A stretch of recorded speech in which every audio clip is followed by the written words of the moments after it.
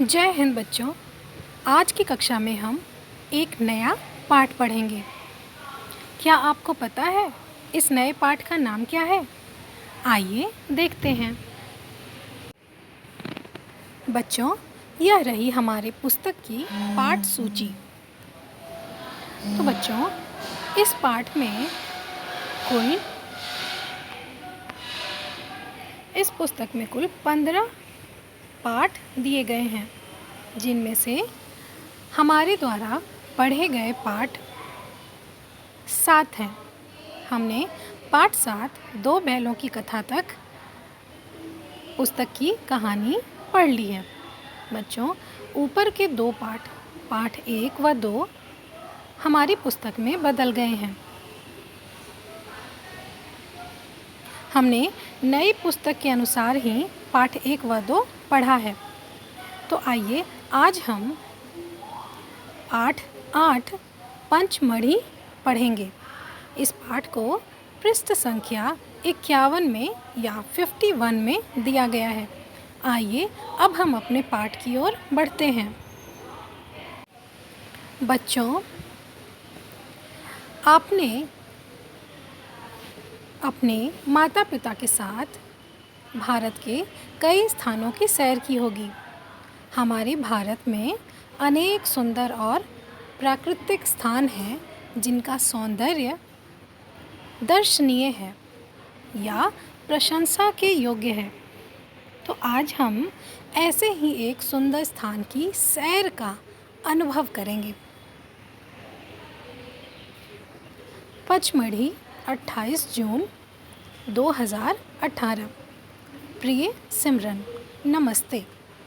बच्चों, यह एक पत्र है जिसे किसी ने अपनी मित्र सिमरन को लिखा है।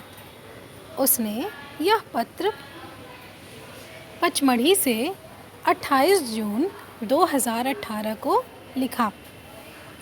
आइए अब देखते हैं कि उस मित्र ने इस पत्र में आगे क्या लिखा है। हम सोमवार को पचमढ़ी पहुंच गए थे। जबलपुर से हम मौसा जी के साथ सुबह सुबह कार से रवाना हुए। पिपरिया और मटकुली होते हुए पचमढ़ी पहुंचने में हमें 8 घंटे लगे, पर हरी भरी घाटियों और पहाड़ी रास्तों की सुंदरता में हम इतना खो गए कि हमें समय का पता ही नहीं चला। बच्चों, आपको पता है पंचमढ़ी किस राज्य में है? अच्छा, सबसे पहले आप ये बताइए कि जबलपुर किस राज्य में है? अच्छा, हाँ, आपने सही पकड़ा। जबलपुर मध्य प्रदेश में है।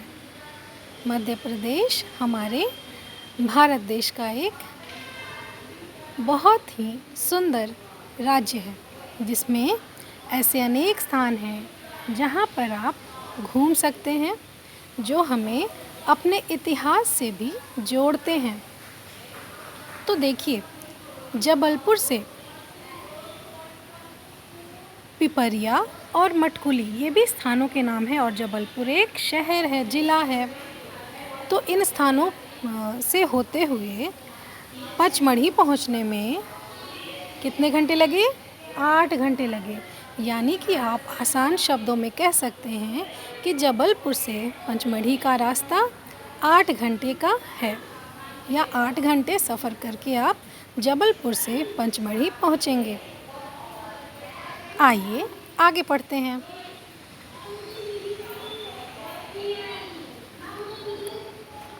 सिमरन, पचमढ़ी बहुत सुंदर स्थान है। 3 दिनों में हमने यहाँ के बहुत से सुंदर स्थानों की सैर की है। सबसे पहले हम महादेव गुफा, चौरागढ़ और जटाशंकर गए। बच्चों, महादेव गुफा, चौरागढ़ और जटाशंकर ये सभी पंचमढ़ी में ही हैं। चारों ओर हरी भरी ऊंची पहाड़ियाँ और घने पेड़ देखकर मन खुश हो गया। महादेव गुफा जैसा कि नाम से ही पता चलता है, शंकर जी का स्थान है। यदि कोई आपसे पूछेगा कि महादेव गुफा में कौन रहता है, वहाँ पर किसकी मूर्ति है, तो आप क्या कहेंगे? महादेव गुफा में शंकर जी निवास करते हैं। कुछ दूर पहले से ही घंटियों की आवाज़ सुनाई देने लगी थी। इस गुफा की लंबाई 300 फुट है। गुफा के बीच में पानी का एक कुंड है, जिसके पास शंकर जी की सुंदर मूर्ति स्थापित है। गुफा में से हल्का हल्का प्रकाश आ रहा था। वह दृश्य बड़ा ही भव्य और आकर्षक लग रहा था। बच्चों, आपको पता है कुंड क्या होता है? कुंड वह होता है जिसमें पृथ्वी के किसी स्रोत से पानी रिस रहा होता है और वह पानी रिस रिस कर एक जलाशय का रूप या छोटे से तालाब का रूप ले लेता है। जब आप इस पानी में नहाते हैं या इस कुंड के जल को बच्चों पवित्र माना जाता है, क्योंकि वह ज़मीन के अंदर से आ रही होती है। आपको भारत में ऐसे कई स्थानों पर अनेकों कुंड मिलेंगे जो भूमिगत जल के रिसाव से या बहाव से निर्मित हैं। बच्चों, यह देखिए कितना सुंदर दृश्य है। चौरागढ़ में पहाड़ी की चोटी पर एक लंबा चौड़ा मैदान है जहाँ मंदिर बना हुआ है। सैकड़ों सीढ़ियाँ चढ़कर हम वहाँ पहुँचे। मेरी और वाणी की तो सांस फूलने लगी थी। तो बच्चों, आप देख सकते हैं कि यहाँ पर जो पत्र लिख रहा है उसके साथ कोई और भी है जिसका नाम है वाणी। अब ये पत्र कौन लिख रहा है और वाणी कौन है, ये सारी चीज़ें हम इस पत्र को पढ़ते पढ़ते आगे समझेंगे। यह स्थान समुद्र तल से 4320 फुट की ऊंचाई पर है। बच्चों, हम किसी भी स्थान की ऊंचाई समुद्र तल से मापते हैं, तो चौरागढ़ समुद्र तल से 4320 फुट की ऊंचाई पर है। चोटी पर से दूर दूर तक का दृश्य बड़ा ही मनोरम लग रहा था। हमने कई प्राकृतिक दृश्यों को कैमरे में बंद किया। दिल्ली आकर तुम्हें दिखाएंगे।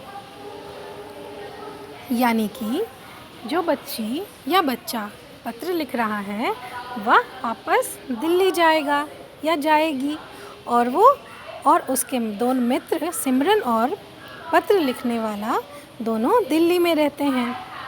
जिस प्रकार आप अभी किसी खास स्थान पे अपने मित्र के साथ अवश्य ही रह रहे होंगे। तो चौरागढ़ से हम जटाशंकर गए। वे चौरागढ़ से कहाँ गए? जटाशंकर। बच्चों, हर एक वाक्य को ध्यान से पढ़िए और समझिएगा। आपकी परीक्षा में इससे सवाल आ सकते हैं। यहाँ दो पहाड़ियों के बीच बहती हुई सफ़ेद जलधारा बहुत सुंदर लगती है।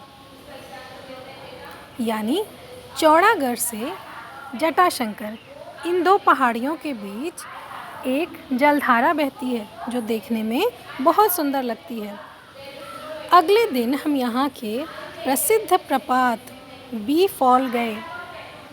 बी फॉल क्या है बच्चों? बी फॉल वाटरफॉल है जो पचमढ़ी का बहुत ही फेमस प्रसिद्ध प्रपात है, जल प्रपात है। बी फॉल में 150 फीट की ऊंचाई से निर्मल जल की गिरती धारा चांदी की तरह चमकती है। यानी बी फॉल की ऊंचाई कितनी है? 150 फीट। इससे जो जलधारा नीचे गिरती है वो 150 फीट ऊंचे से स्थान से नीचे गिरती है और देखने में बिल्कुल चांदी की तरह चमकती है। इसीलिए शायद इसे रजत प्रताप कहते हैं। यही कारण है कि इसका नाम रजत प्रपात भी पड़ गया। बच्चों, रजत का अर्थ होता है चांदी।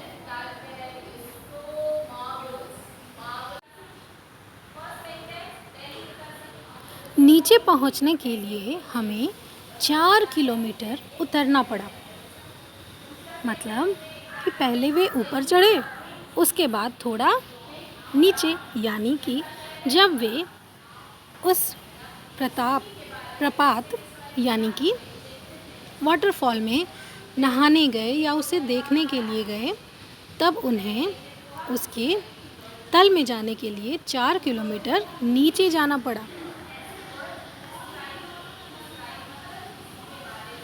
बच्चों,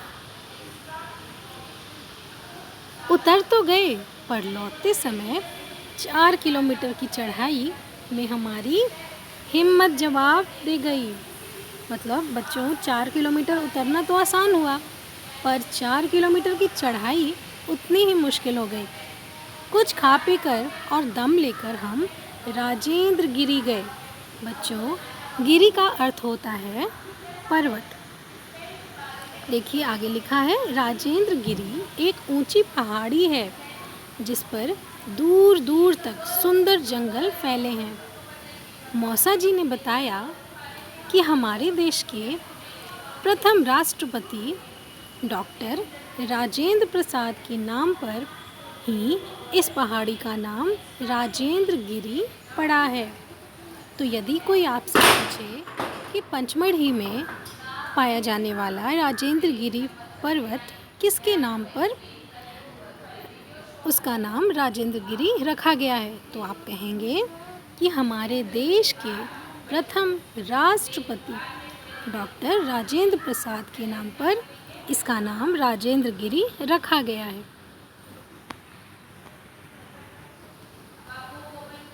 बच्चों, इस स्थान पर यानी पचमढ़ी में देनवा नदी बहती है। बच्चों, यह भी एक बहुत ही महत्वपूर्ण प्रश्न है।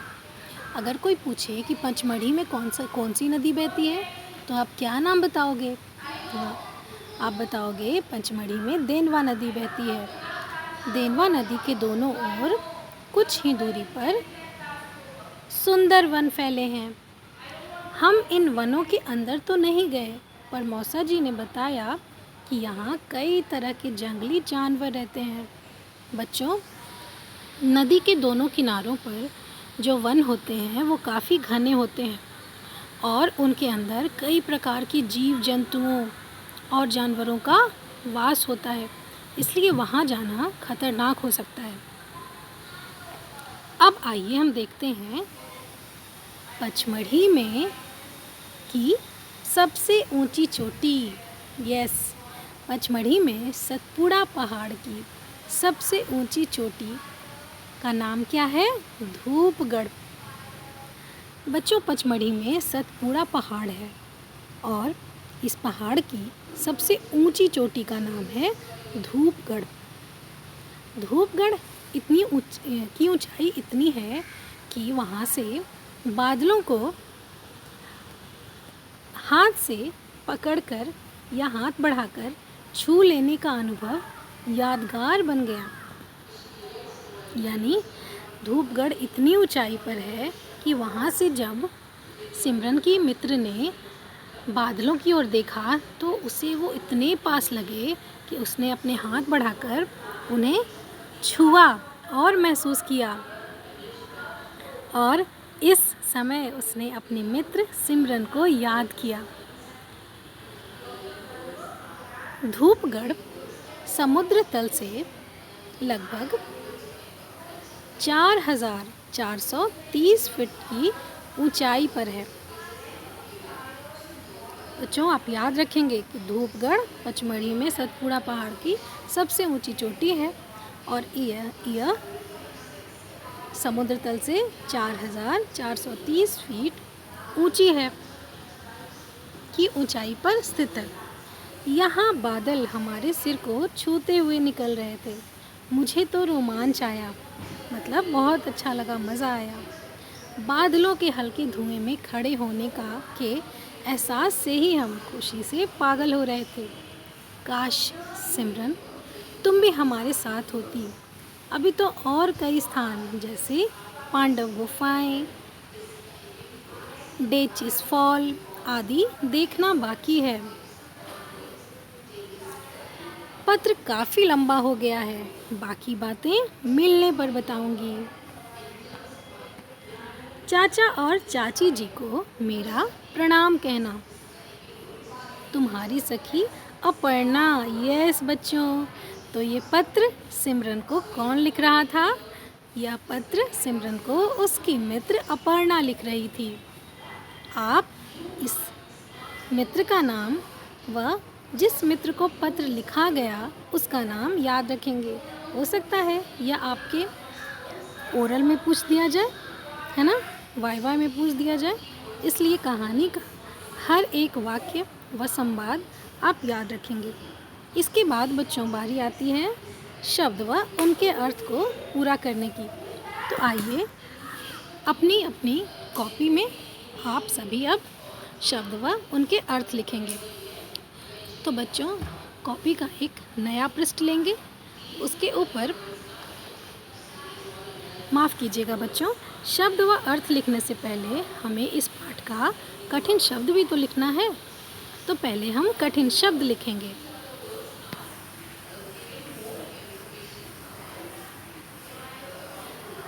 इसके लिए भी आप अपनी कॉपी का एक नया पृष्ठ लेंगे।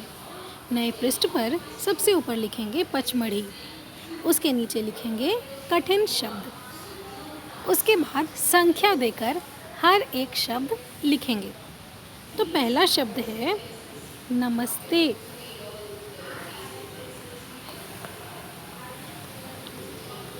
दूसरा जबलपुर। तीसरा पिपरिया और मटकुली। चौथा महादेव गुफा। पांचवा चौरागढ़ और छठा जटाशंकर।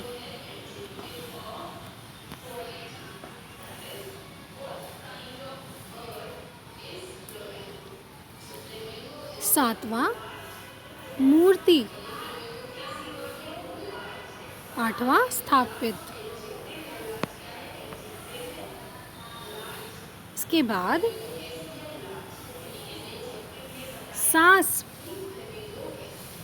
दृश्य, प्राकृतिक, दिल्ली,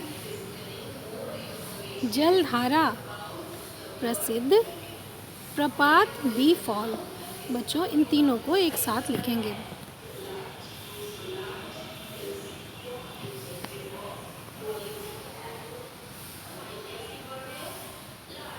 राजेंद्र गिरी, राष्ट्रपति, देनवा नदी, सुंदरवन, सतपुड़ा,